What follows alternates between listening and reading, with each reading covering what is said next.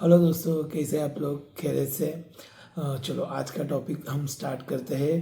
पाकिस्तान ने आईसीसी को बाइकआउट की धमकी भी दी है इनडायरेक्टली, और पाकिस्तान ने स्क्वाड भी अनाउंस किया है। मतलब सुबह उनके क्रिकेट बोर्ड के president Mohsin Naqvi press conference करके ये बताते हैं कि हमें सरकार से इजाज़त लेनी है या सरकार से हम बातचीत करेंगे। जो पेटर इन चीफ है उनके पीएम, वो डिसाइड करेंगे कि वो वर्ल्ड कप में शिरकत करेंगे या नहीं करेंगे।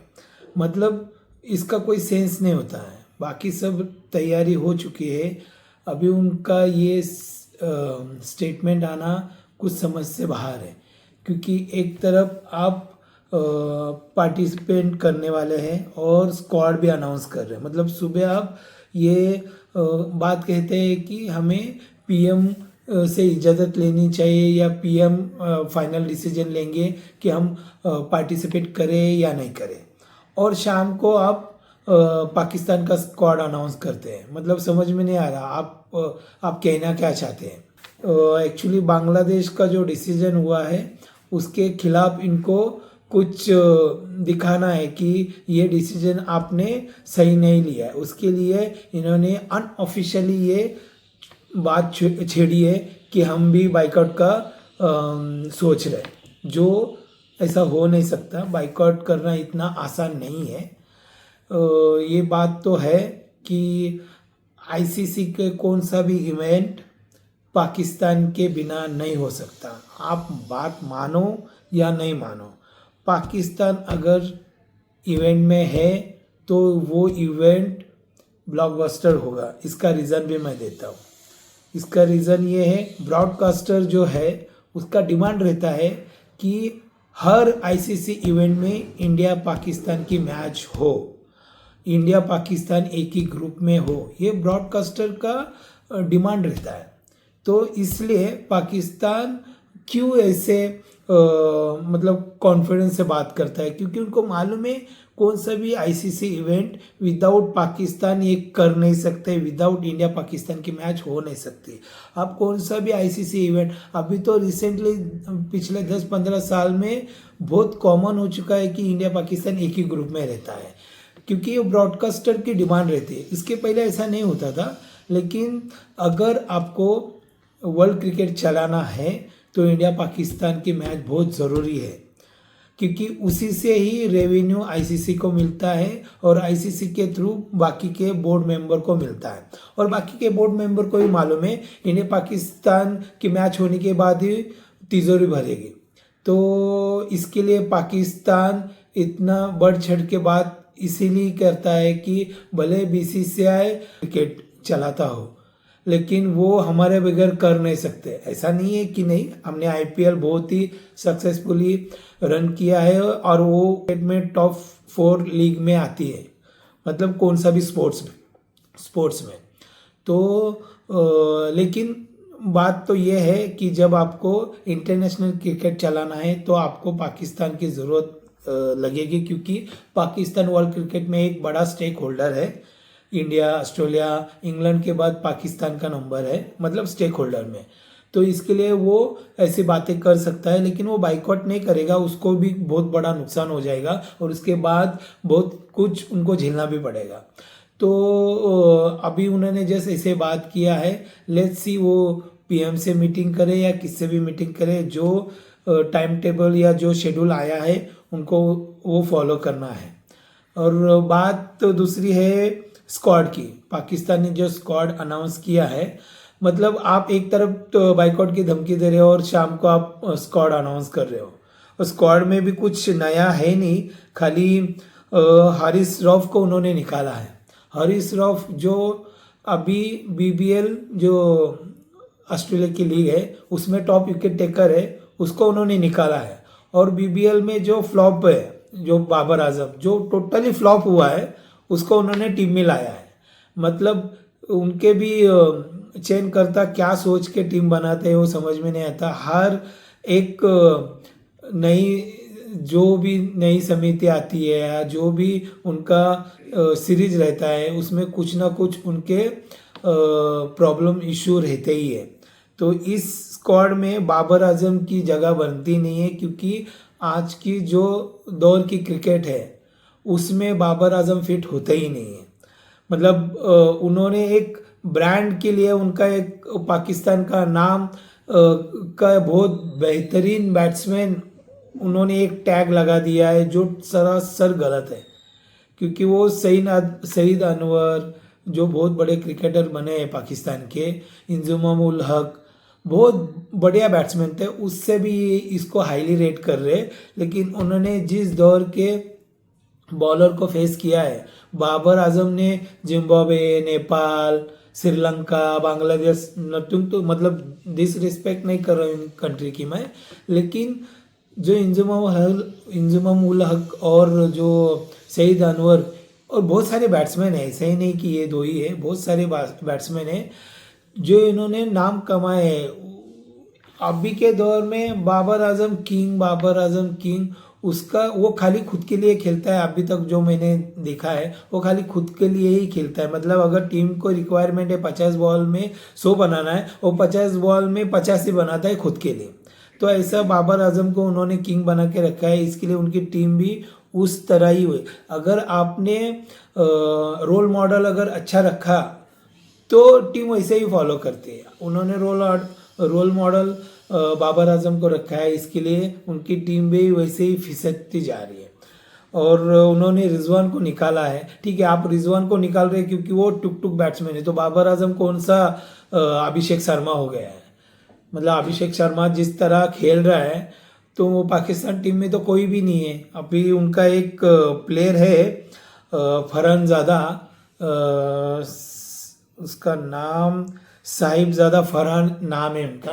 उन्होंने कुछ एशिया कप में अपना बुमराह जो इंडियन फास्ट बॉलर है, बुमराह को उन्होंने 3 छक्के क्या मार लिए, तो उन्होंने पाकिस्तान में ऐड बना दिए कि मैंने बुमराह को जिसने किसी ने 6 नहीं मारा, मैंने उसको 3 छक्के मारे। मतलब जो आपकी टीम का परफॉर्मेंस है, जो आपकी टीम ने लेट डाउन किया है, उसी में भी ये क्रेडिट देख रहे हैं। मतलब क्रेडिट क्या, 3 छक्के मारे। अरे टीम कहाँ पे है तुम्हारी, टीम जीती है क्या? ना आपने 3 मैच हुए इंडिया पाकिस्तान की, तीनों मैच हारे, ठीक है। चलो एक मैच में भी आप जीतते थे और 6 मारते थे, मैं कोई भी सोचता था अरे उसने खेला है और या अच्छी टीम के साथ खेल के वो मैच जितवा दिया। तीनों मैच हारे हैं और वो डॉक्यूमेंट्री बना रहे, बराबर डॉक्यूमेंट्री बना रहे और ऐड भी कर रहे कि मैंने दुनिया के सबसे बेहतरीन बॉलर को मैंने 3 6 मारे। क्रिकेट ये इंडिविजुअल गेम नहीं है, क्रिकेट ये टीम गेम है। आपके अगर टीम जीत रही है, भले आपने 30 रन किया हो, वो 100 से ज़्यादा बेहतर है। तो इसके लिए इनकी सोच गलत हो रही है। इनकी सोच गलत हो रही है कि इंडिविजुअल परफॉर्मेंस हाईली रेट करो, टीम परफॉर्मेंस हो ना हो, ऐसा नहीं होता है। तो इसके लिए इनकी सोच में बदलाव आना ज़रूरी है, क्योंकि पाकिस्तान का क्रिकेट डिस्ट्रॉय हुआ तो वर्ल्ड क्रिकेट का भी डिस्ट्रॉय हो सकता है। इसके लिए पाकिस्तान ने अपने क्रिकेट पे ध्यान देना चाहिए, पॉलिटिकल चीज़ों में नहीं जाना चाहिए जो बांग्लादेश के खिलाफ हुआ। यस, बांग्लादेश अगर इस T20 में रहता था तो और मज़ा आता था, क्योंकि स्कॉटलैंड बांग्लादेश का रिप्लेसमेंट भले ही हो, लेकिन बांग्लादेश का क्रिकेट यहाँ पे है, स्कॉटलैंड का यहाँ पे। तो ये चीज़ें हैं, क्रिकेट का तो नुकसान हुआ है, इसमें कोई शक नहीं है। बांग्लादेश ने क्या किया है, उनके स्टैंड पे फर्म रहे। मतलब उन्होंने जो भी स्टैंड लिया है कि हमें इंडिया ट्रैवल नहीं करना है, तो उन्होंने स्टैंड लिया है और वो फर्म रहे, चलो बाइकआउट तो बाइकआउट, हम नहीं आएंगे। तो ये चीज़ तो पॉजिटिव आई है। भले उसके बाद उनके प्लेयर्स के सैलरी कटेंगे, बोर्ड का इनकम कम हो जाएगा, बहुत सारी बातें अभी आएगी, तो लेकिन मुझे लगता है कि उन्होंने थोड़ा सोच समझ के बायलैटरल सीरीज ना खेलना वो अलग चीज़ है। आईसीसी इवेंट आप ऐसे बाइकआउट नहीं कर सकते हैं, क्योंकि आगे आने वाले दिनों में आपको बहुत कुछ आपको सहना पड़ेगा। इसके लिए आगे से उन्होंने सोच समझ के टारगेट करना चाहिए। बीसीसीआई से तो उन्होंने पंगा नहीं लेना चाहिए। मैं बीसीसीआई की साइड नहीं लूँगा, लेकिन अब भी फ़िलहाल क्रिकेट वर्ल्ड जगत में बीसीसीआई जो कहेगा वही होगा। पाकिस्तान की बात बीसीसीआई इसलिए मानता है कि पाकिस्तान को वो दूर नहीं कर सकता। देखिए, पॉलिटिकल रीज़न कुछ भी हो जाए, पॉलिटिकल के लिए भी पाकिस्तान की ज़रूरत है और क्रिकेट के लिए भी पाकिस्तान की ज़रूरत है। मैं यहाँ पे पाकिस्तान का ढिंढोरा नहीं पीटूंगा, लेकिन अगर आईसीसी इवेंट से पाकिस्तान अगर बाहर निकल जाए तो ब्रॉडकास्टर को भीख मांगना पड़ेगा। ये रियलिटी है, क्योंकि जो इंडिया पाकिस्तान से रेवेन्यू होता है वो कौन से भी मैचेस से रेवेन्यू नहीं होता है। तो इसके लिए ये पाकिस्तान को भी मालूम है, इसके लिए वो कॉलर जो बोलते हैं ना, कॉलर टाइट करके चल सकता है। उनको मालूम है कि अगर बीसीसीआई आमिर है, अगर आईसीसी आमिर है, उसका बहुत कुछ पार्ट हम भी हैं। अगर हम ही नहीं है तो आप ये रेवेन्यू जनरेट कर ही नहीं सकते। आप पिछले जो इवेंट है आईसीसी के जिसमें पाकिस्तान इंडिया की मैच नहीं हुई है, वो टोटली इवेंट फ्लॉप हुए। इवेंट फ्लॉप होना मतलब मेरा कहना ये नहीं है कि क्रिकेट का स्तर नीचे गिरा है, नहीं। आज के क्रिकेट में पैसा बहुत इम्पोर्टेंट है, बहुत इन्वॉल्व हुआ है। जहाँ पे इनकम या रेवेन्यू है वो इवेंट सक्सेसफुल हुआ है। आज के दौर में तो यही कहा जाता है, क्योंकि हर क्रिकेट बोर्ड को रन करने के लिए रेवेन्यू की ज़रूरत है।